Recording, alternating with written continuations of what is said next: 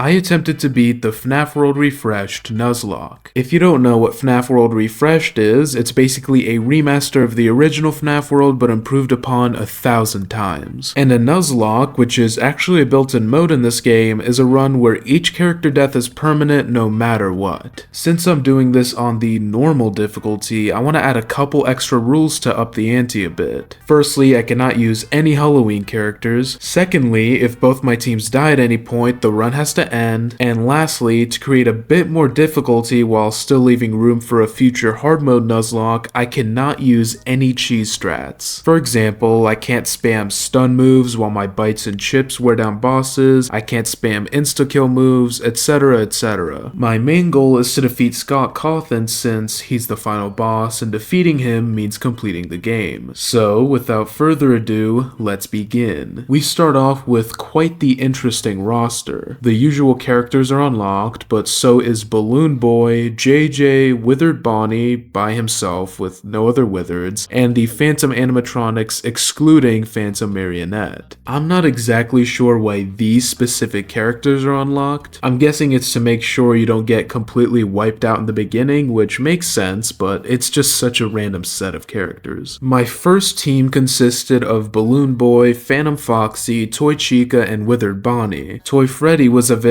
as well, and with his new moveset, he actually was a pretty good option. However, I chose not to pick him up for other reasons. Ooh, doing a stretch of 5 to 10. Apparently the authorities frown on selling meth to college students. Yeah, apparently. You need to hang up that computer call. Come over here and kiss me on my hot mouth. I'm feeling romantic. As soon as I click done, my fat ass drops onto the grass from the sky for some reason, and I meet this game's version of Fredbear, whose dialogue I immediately skip due to his annoying 8-bit voice. My first order of business as soon as I spawned in was to immediately farm and level up my characters. The team composition I had was surprisingly good and was a blueprint I used during the early game in all of my runs. Balloon Boy, a damage dealer, led the team. Second was my beloved Phantom Foxy, who had an amazing new move called Phantasm, which stunned the enemies as well as poisoning them. Thirdly was Toy Chica, who besides being my girlfriend was a healer, and then lastly our main damage dealer Withered Bonnie with a new extremely strong move called Electrocute. The early parts of these runs are fairly simple and easy to get through. Lots of puzzles and boss battles, but nothing too crazy, at least as of yet. And if I'm being honest, this game is a ton easier than the original FNAF World, like it's not even close. But with how hard this run was, I'm not complaining about an easier game. Anyways, it's time to face our first boss, Auto Chipper. I'm not even joking when I tell you that this fight, just like me, lasted less than 10 seconds. I picked up a few chips and went along my way. I'd be lying if I told you that beating a boss so quickly didn't make me way too overconfident for the rest of the game, and you'll see it in this run, but don't worry, I'll get humbled quickly. I unlocked Choppy's Woods, beat the second boss Tote Cap pretty easily, and went into Dusting Fields where, as usual, I wiped the floor with the boss, Bouncer. Next was Lily Gear Lake where I did a butt ton of farming. I got a few new characters and played Dee Dee's minigames, which actually unlocked her for me. I also forgot to mention that I lost Toy Chica, which officially made me single. And as if that wasn't bad enough, I lost Withered Bonnie as well to Toy Box. This challenger is probably the weirdest character in the entire game. Its moveset is just every single move constantly cycling over and over. Believe it or not, this character actually has potential to be very good since you get access to insanely powerful moves, but it's a bit difficult to time correctly. My revised team ended up being Dee Dee, Marionette, Phantom Foxy, of course, and Toy Box. Dee Dee herself is pretty strong as well, especially with the Fish Frenzy move, which does heaps of damage. The run ran into its first obstacle when I got a new challenger, a FNAF World Refreshed exclusive elusive character named Sparky. He immediately killed Phantom Foxy. Thankfully, I did manage to defeat and unlock him, but even though he's extremely powerful or whatever, I can't get over the loss of Phantom Foxy. This mutt can't even begin to fill his shoes. After farming XP and coins for about half an hour, I decided to go back to Fazbear Hills to buy the maximum defense upgrade. Mendo, who was selling the upgrades, actually offered to join my team if I beat him in a fight. I thought, why not? If I can afford the upgrade, I can surely beat him, right? I accepted the challenge, started the fight, and immediately checked his health. That wasn't a good start. Thankfully, Toybox was able to use Jacko Bomb, one of the most powerful moves in the entire game.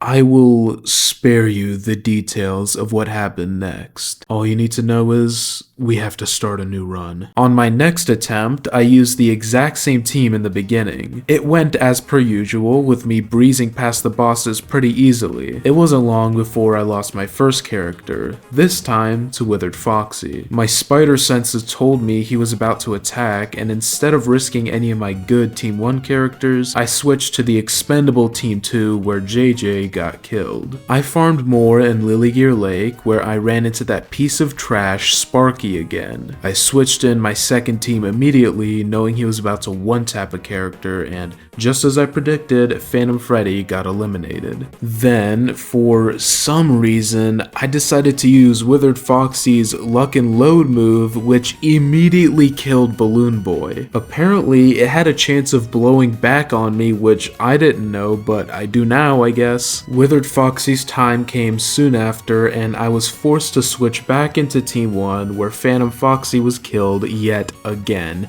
as well as Withered Freddy. My heart was shattered. I couldn't believe I let Phantom Foxy die yet again. I swore that I would dedicate the rest of this run and any others that may come after to honor his memory. The next obstacle in my journey was when I was in the glitch world finding chips. For some reason, I decided to not run against this fight, and literally the last enemy left decided to use Alarm for some reason. If you don't know, Alarm is an extremely powerful move that essentially insta-kills your characters if there's no shield setup, which there wasn't. And so I lost Sparky, Springtrap, Shadow Freddy, Foxy, and Phantom Mangle. This was a massive setback in our journey. We lost so many powerful characters. Thankfully, I did unlock Nightmare Endo soon after, who is an extremely powerful character I'd use for the rest of the run, so I guess it worked out. After grinding some more and pimping my roster out, I went exploring, unlocking chips, bites, and new areas. This run was already looking substantially better than my previous one, but to be honest, that's a pretty low bar. The main chips to note that I unlocked are Auto Shield and Auto Mimic. Auto Shield keeps a shield up automatically, duh, and it reduces the damage you take by over 50%, as well as blocking that previously mentioned move, Alarm. Auto Mimic puts down a mimic ball that copies every move used by your characters. So yeah, these two chips are extremely useful. I also picked up a few others like the Find Characters chip and the Block Unscrew. The Block Unscrew chip is extremely important for this run as well, since not only does it block Unscrew, an insta-kill move, it blocks most other insta-kill moves as well. I defeated this big coyote thing in this new desert world and got the key I needed to fight all the button keepers. I had to defeat each each button keeper and then press the button they were keeping in order to access the second to final boss Security Owl,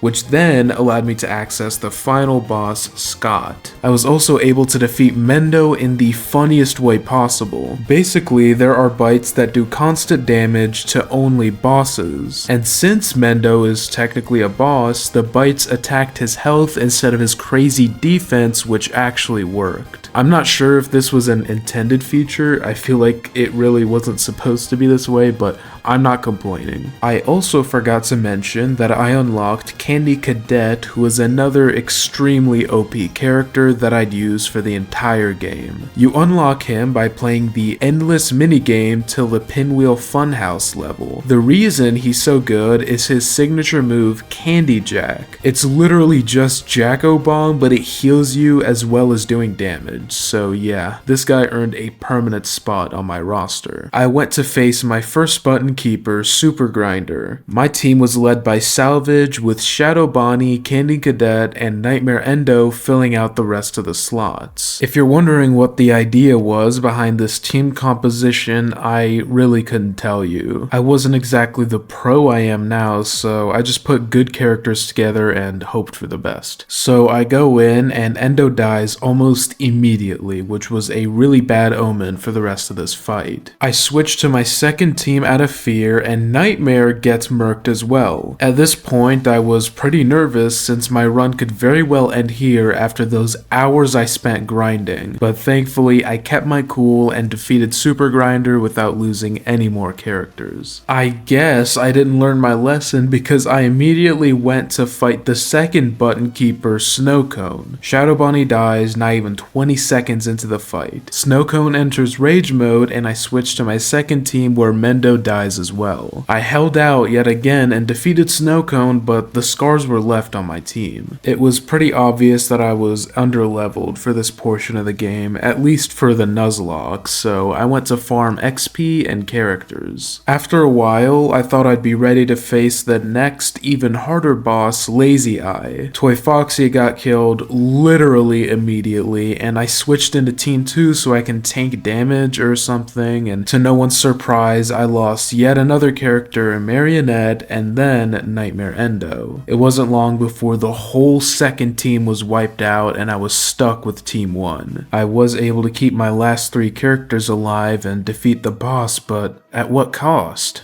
Bars. I had to rebuild both of my teams yet again, this time with a new character that I didn't know was as good as it was, Security Puppet. Now, the Security Puppet has a move called Gift Cover, which puts up a shield that takes a certain amount of damage for your team. Even if the cover has like 3 HP left, a full powered move from a boss would not be able to go through it without destroying it first. A move like this is extremely useful for a Nuzlocke, as a single attack from a boss can kill an important character and derail the entire run. From this point on, there was a ton of farming. This whole run lasted around 5 hours, and most of it was just me running around collecting coins and XP. Because of this, I was able to easily beat the last 2 button bosses, Super Goon, yes that's his name, and Overclock. I decided that I was ready to face the Security Owl. My teams consisted of Spring Bonnie, Candy Cadet, Fredbear, and Security Puppet on Team 1, with Lefty, Lolbit, Endo02, and Helpy on Team 2. You might be thinking that this is a pretty lackluster second team, and I agree, but I had to work with what I could after my stupidity got all the other good characters killed. I came in and started off strong. Security was down a third of his health, but then I lost my first character, Candy Cadet. This was a very big blow since not only was he a big damage dealer, but he was also the main healer. So it's no surprise that not long after, Fredbear, Security Puppet, and Spring Bonnie fell too, which left us with our trash second team. Now these guys didn't stand a chance at all. Their battle was over as soon as it started, and 5 hours on this run was wasted as I failed. After this loss, I fell into a deep depression. I couldn't believe I wasted 5 whole hours of my life on this. That's time I could have spent bird watching,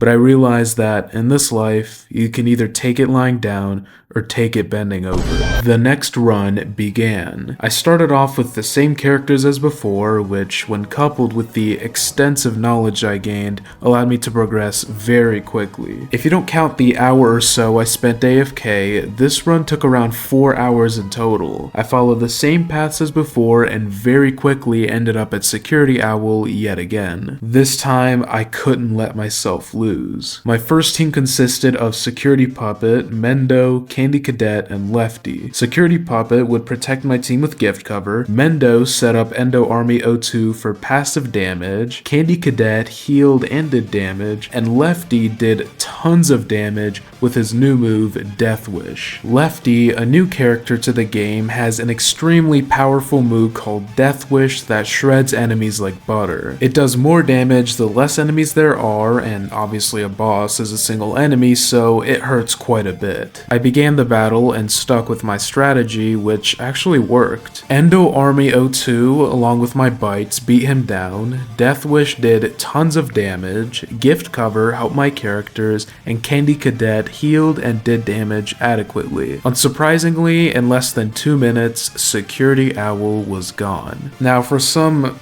godforsaken reason, I decided to go straight for Scott Cawthon right after without farming or anything. There were a few minutes of build-up, which definitely didn't raise my nerves or anything. The fight began, and it turns out that Scott had a bit more health than Security Owl. Just an extra 200,000 HP, almost double. The fight went about how you'd expect. I was about 2/5 of the way through before losing my first few characters, and in this game, a character dying is like a domino effect. It's just a matter of time before the rest fall, and fall they did, which ended yet another run. I knew that this time I needed to put my foot down. I had to build a team so strategically sound that it could be both Security Owl and Scott Cawthon easily without breaking any of my rules. I spent countless minutes researching and came up with a good blueprint for a team, but first, we have to get there. Like before, I got through the beginning of the game extremely easily because I already did this like 3 times already. Then it came time to enact my plan. The first step was to get the Find Characters chip, which would allow me to get the characters I needed. Step 2 was to tailor my chips and bites to be absolutely optimal for these 2 bosses. Auto Shield and Mimic Ball are an automatic pick because of their value and because both bosses have the move Alarm, which insta-kills without an auto shield. I also decided to use Balloon Strong and Springlock Fury, which helped damage immensely. As for the bites, I used Boss Drain 02, Boss Drain X, Shield 50, and XFO. Now that we have the chips and bites out of the way, let's get into the team setup. I lead with Fredbear for one simple reason, his new move, Leadership. This is probably one of, if not the best healing moves in the entire game. Not only does it heal a bunch of HP, it increases your team's attack, defense, and speed. When coupled with Mimic Ball, which copies every move your characters make,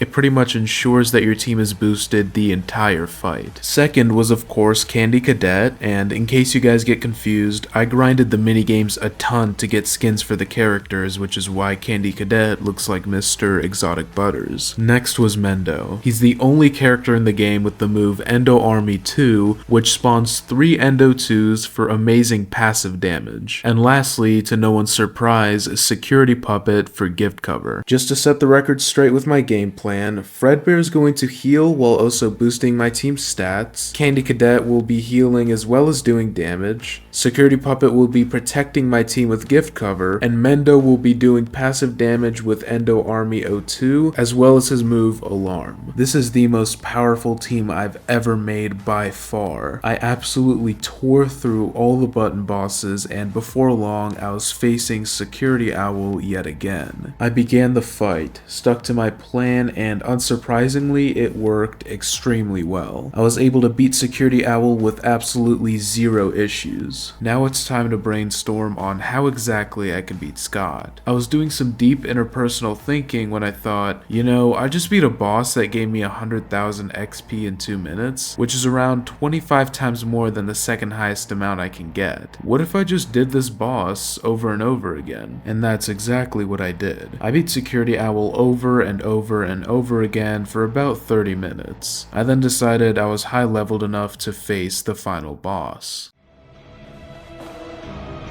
次は丈太郎貴様だやろうディオほう向かってくるのか逃げずにこのディオに近づいてくるのかせっかく祖父のジョセフが私のザワールドの正体を試験終了チャイム直前まで問題を解いている受験生のような必死こいた気分で教えてくれたというのに近づかなきゃてめえをぶちのめせないんだなほほうでは十分近づくがよい My fight against Scott began yet again, and this time I felt extremely prepared. My characters were very high leveled, which gave me a sense of security because if I can't win with these guys, then I can't win at all. He entered his rage mode halfway through, which admittedly did worry me a bit since I'd never gotten that far into the game before. However, I stuck with my strategy, and it wasn't long before Scott was finally defeated. After over 15 hours of total gameplay, I was able to beat the FNAF World Refreshed Nuzlocke. Now, despite me having a few broken keyboards as a result of my frustration at this game, I actually really enjoyed it. If you've never played it before, I very highly recommend it. The link to it will be down in the description. Thank you if you've watched this far, I'm genuinely impressed. Please let me know what other challenges you'd like to see because I am all out of ideas right now. Thank you, and I'll catch you in my next video.